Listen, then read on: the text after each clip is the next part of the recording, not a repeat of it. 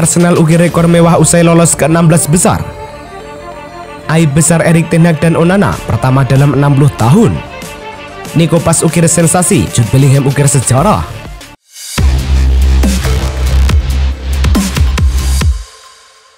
Halo Soccer Mania, kembali lagi di Blessing Soccer News. Kali ini kami sudah siapkan berita-berita terbaru seputar dunia sepak bola. Tentunya untuk kalian semua, selamat menyaksikan.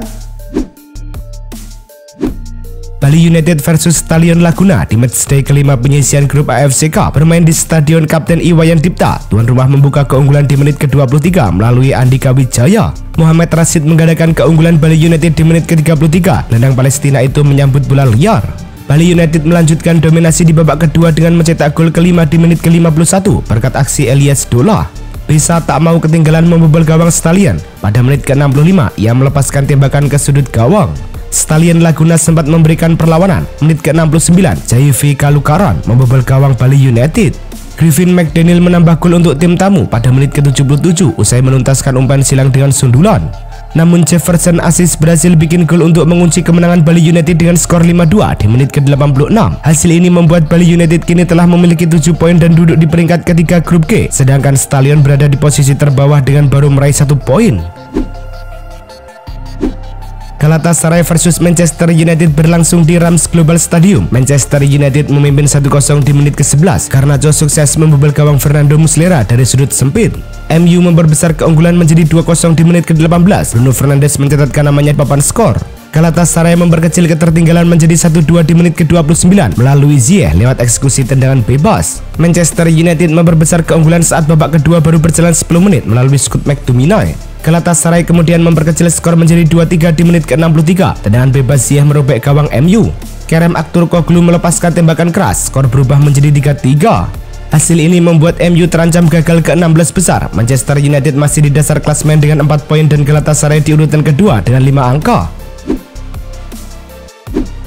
PSV Eindhoven versus Sevilla di pertandingan grup B Liga Champions. Sevilla sesungguhnya mengawali laga dengan baik. Sergio Ramos membawa Sevilla unggul lebih dulu di menit ke-24.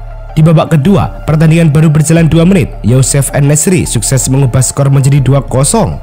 PSV akhirnya berhasil memperkecil ketertinggalannya melalui tendangan voli Ismail Saibari, mengubah skor menjadi 2-1. Serangan bergelombang PSV menjadikan bek Nemanja Gude melakukan kesalahan gol bunuh diri di menit ke-81. Kemenangan PSV ditentukan oleh Ricardo Pepi di injury time. Sundulannya menjebol jala Sevilla, skor berubah 3-2 untuk PSV. Berkat hasil ini PSV menempati posisi kedua klasemen grup B dengan 8 poin, sementara Sevilla di posisi buncit dengan 2 poin. Real Madrid versus Napoli berlangsung di Stadion Santiago Bernabeu pada matchday kelima grup C Liga Champions. Napoli mampu unggul dulu di menit ke-9 lewat Giovanni Simeone. Tak butuh waktu lama El Real langsung mampu menyamakan kedudukan melalui Rodrigo di menit ke-11. Bahkan Los Blancos kemudian bisa balik memimpin berkat gol yang dicetak Jude Bellingham di menit ke-22. Memasuki babak kedua, Napoli sempat menyamakan kedudukan dari sepakan Frank Anguissa di menit ke-47. Nico Pas kemudian membawa Real Madrid kembali memimpin di menit ke-84. Skor berubah menjadi 3-2. Joselu kemudian melengkapi kemenangan Madrid berkat golnya di menit akhir laga. Madrid mengakhiri laga dengan kemenangan 4-2. Hasil membuat Madrid yang telah lolos ke 16 besar sempurna di puncak klasemen. Sementara Napoli saat ini berada di peringkat kedua dengan 7 poin. Duel Benfica versus Inter Milan di matchday 5 grup D Liga Champions digelar di Estadio da Luz. Benfica sudah unggul saat pertandingan baru memasuki menit ke-5 melalui Joao Mario. Benfica menggadaikan keunggulan pada menit ke-13. Joao Mario kembali mencatatkan namanya di papan skor. Benfica menambah gol pada menit ke-33. Joao Mario kembali membobol gawang Inter untuk mencatatkan hat-trick. Dari tendangan sepak pojok, Inter akhirnya berhasil mencetak gol balasan lewat Marco Arnautovic pada menit ke-51. Inter kembali bikin gol 7 menit kemudian melalui tendangan volley first time oleh Fratesi di dalam kotak penalti. Inter mendapat penalti pada menit ke-72. Sanchez maju sebagai eksekutor dan sukses melengkapi comeback Inter. Dengan hasil ini, Inter Milan masih menempati peringkat kedua klasemen grup D dengan 11 poin dari 5 laga. Sementara itu, Benfica masih belum beranjak dari dasar klasemen grup D. Arsenal versus Lens berlangsung di Emirates Stadium dalam lanjutan Liga Champions. Kai Havertz akhirnya bisa menjebol gawang Lens di menit ke-13 untuk membawa Arsenal memimpin 1-0. Arsenal memimpin 2-0 di menit ke-21 lewat Gabriel Jesus. Dia menggocek beberapa pemain sebelum bikin gol. Bukayo Saka membawa Arsenal memimpin 3-0 di menit ke-23. Bola memantul ke dalam gawang karena mengenai Saka. Setelahnya Gabriel Martinelli melepaskan tembakan yang membuat Arsenal memimpin 4-0 di menit ke-27. Arsenal memimpin 5-0 di injury time babak pertama. Kali ini giliran Martin Odegaard yang mencetak gol lewat serangan balik. Arsenal mendapatkan hadiah penalti. Jorginho sukses membawa Arsenal memimpin 6-0 di menit ke-86. Dengan hasil ini, Arsenal memastikan diri menjadi juara grup B dengan 12 poin, sementara Lens ada di urutan ketiga dengan 5 angka. Bayern Munchen menjamu FC Copenhagen di Allianz Arena pada laga matchday kelima grup A Liga Champions pada menit ke-68. Harry Kane punya peluang untuk membawa Bayern unggul. Tembakannya juga belum berbuah hasil karena bisa ditepis Grabara. Manuel Neuer menjadi penyelamat Bayern di menit ke-87. Ia bisa menepis sundulan Mohamed Elyounoussi memanfaatkan sepak pojok. Hasil ini membuat Bayern yang sudah memastikan lolos ke-16 besar kini mengumpulkan 13 poin. Mereka berada di puncak klasemen. Copenhagen berada di posisi kedua dengan 5 angka. Braga versus Union Berlin tersaji di Estadio Municipal de Braga pada laga matchday ketiga grup C Liga Champions. Union Berlin unggul 1-0 di babak pertama melalui gol dari Robin Gosens. Memasuki babak kedua, Braga bisa merespon untuk menyamakan kedudukan dari gol Alvaro Jallo di menit ke-51. Namun setelahnya tak ada lagi gol yang tercipta. Hasil ini membuat Braga berada di posisi ketiga klasemen grup C dengan 4 poin, sedangkan Union Berlin di posisi keempat dengan 2 poin. Matchday kelima grup E Liga Champions mempertemukan Real Sociedad versus RB Salzburg. Laga berlangsung di Rilly Arena. Real Sociedad yang bertindak sebagai tuan rumah bermain agresif sejak awal laga. Silih berganti RB berganti-gantian menekan, tapi skor 0-0 tetap bertahan hingga peluit panjang berakhir. Hasil imbang ini membawa Real Sociedad kukuh di puncak klasemen grup D dengan 11 poin, sementara RB Salzburg berada di posisi ketiga dengan 4 poin. Kemenangan komprehensif Arsenal atas RC Lens 5-0 menghadirkan rekor mewah bagi skuad Mikel Arteta di Liga Champions. Sebagaimana diungkapkan Opta, kini The Gunners jadi tim Liga Premier Inggris pertama yang sukses memimpin hingga 5 gol di babak pertama dalam satu laga di Liga Champions. Ya, dengan kata lain, tak pernah ada dalam sejarah klub IPL mampu mencetak sampai gelontoran 5 gol di babak pertama dalam pertandingan kasta teratas Eropa tersebut, dan Arsenal hari ini melakukannya. Manchester United gagal mengalahkan Galatasaray dalam matchday kelima grup A Liga Champions. Hal itu diwarnai blunder Andre Onana. Onana melakukan blunder saat berupaya menepis tendangan bebas Ziyech, menyebabkan bola malah berputar ke arah masuk ke gawang. Kesalahan kedua mantan kiper Inter Milan itu terjadi pada menit ke-62. Kali ini kesalahan antisipasi Onana justru membuat bola tendangan bebas Ziyech membobol gawang. Manchester United membukukan catatan defensif terburuk dalam 60 tahun setelah diimbangi Galatasaray di Liga Champions. The Red Devils kini tercatat sudah memasukkan 33 gol lintas ajang musim ini, rekor terburuk dalam 20 laga semenjak kebobolan 43 gol pada 1962-1963 menurut Opta. Kemasukan 3 gol di laga krusial itu pun semakin membuat Andre Onana tertekan. Penjaga gawang Kamerun itu melakukan 2 blunder konyol yang berujung 2 gol tendangan bebas Hakim Ziyech. Keberhasilan Nico Paz membukukan gol membuatnya mengikuti jejak sang legenda hidup Argentina, Lionel Messi. Menurut Opta Jose, Nico Paz menjadi pemain termuda Argentina kedua yang berhasil mencatatkan namanya di papan skor pada ajang Liga Champions 19 tahun 82 hari. Nico Paz hanya berada di bawah Lionel Messi selaku pencetak gol termuda Argentina saat menghadapi Panathinaikos pada November tahun 2005 silam, 18 tahun 131 hari. Jude Bellingham mencetak 1 gol dan 1 assist untuk membantu Madrid menang atas Napoli. Bellingham jadi yang paling menonjol dengan determinasinya di atas lapangan. Dia seperti bisa berada di mana saja dan di fase apa saja yang membuat Napoli kewalahan.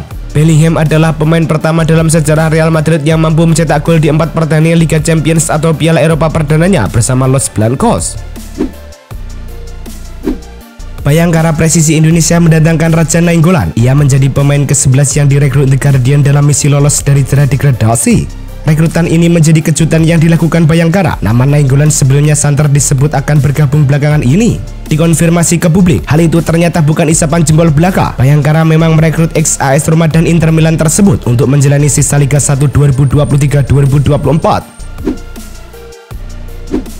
Bayern mengumumkan perpanjangan kontrak Manuel Neuer dan Sven Ulreich. Kedua kiper gaik itu diberi kontrak setahun lagi dari yang seharusnya habis pada 2024 menjadi berakhir sampai tahun 2025. Dalam video pengumuman kontrak kedua pemain, Bayern membuat konsep unik. Neuer dan Ulreich digambarkan membangun tembok kuat di depan gawang Bayern, kemudian diberi tulisan sampai tahun 2025. Neuer sendiri kini sudah berusia 37 tahun, sementara Sven Ulreich berusia 35 tahun.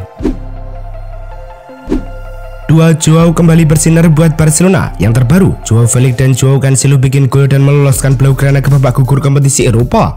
Dua Joao sendiri sudah menyumbang 7 gol dan 5 assist sejauh ini. Joao Felix membuat 4 gol dan 3 assist, sementara Cancelo menyumbang 3 gol dan 2 assist. Barcelona sendiri beberapa kali mengungkap rasa puas dengan performa Joao sejauh ini. Beredar kabar raksasa Catalan itu berencana mempermainkan Joao Cancelo dan Joao Felix musim panas mendatang.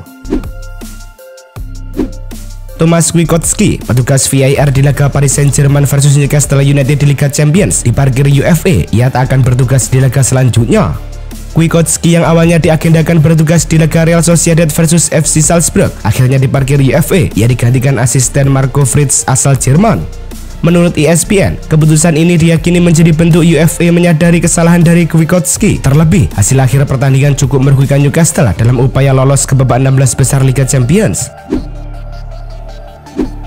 Menukil Guardian, International Football Association Board (IFIB) mengumumkan akan menerapkan sin bins di level yang lebih tinggi sebelumnya. Aturan itu sudah dijajal di level grassroots.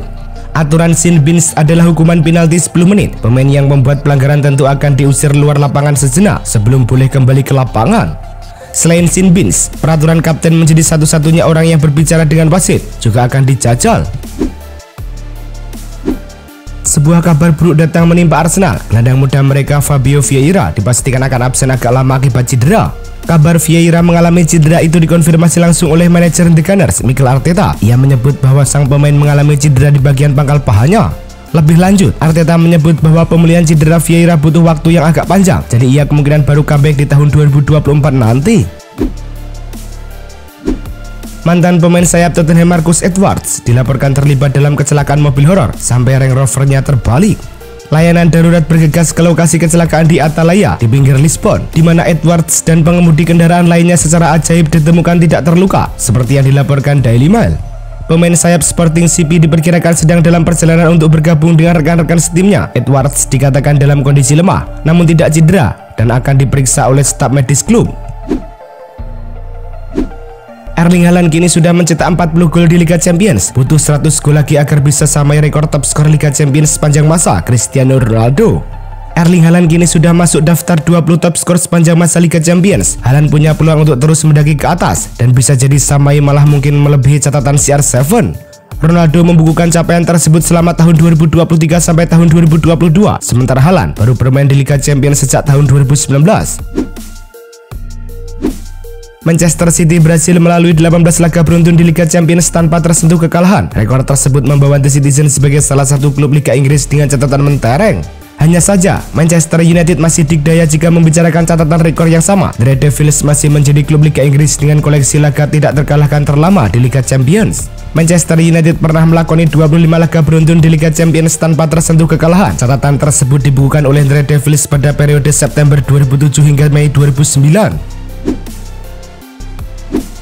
Mason Greenwood bak terlahir kembali bersama Getafe dengan dirinya terus menunjukkan penampilan moncer sejak gabung di musim panas ini dari Manchester United. Sampai di titik ini, Greenwood tercatat telah mengemas 7 partisipasi gol, 4 gol dan 3 assist dalam 11 penampilannya buat Getafe sejak musim 2023-2024 bergulir. Menariknya, jumlah itu jauh lebih baik dibanding seluruh barisan serang MU, bahkan menyentuh setengah catatan gol atau assist Greenwood barisan serang Manchester United tak bisa. Alisson Becker mengalami cedera saat Liverpool tandang ke markas Manchester City akhir pekan lalu. Ia terlihat memegangi bagian belakang paha kanannya di menit-menit akhir pertandingan. Alisson memang bisa menuntaskan pertandingan, namun Jurgen Klopp kemudian mengonfirmasi bahwa cedera Alisson cukup buruk sehingga akan membuatnya menepi selama 2 pekan. Absen selama 2 pekan, Alisson kemungkinan akan melewatkan 5 pertandingan Liverpool termasuk melawan Fulham, Sheffield United, dan Crystal Palace di Premier League. Itulah tadi kumpulan berita-berita terbaru dari kami. Simak terus berita-berita terbaru lainnya dan jangan lupa like, komen, dan juga subscribe.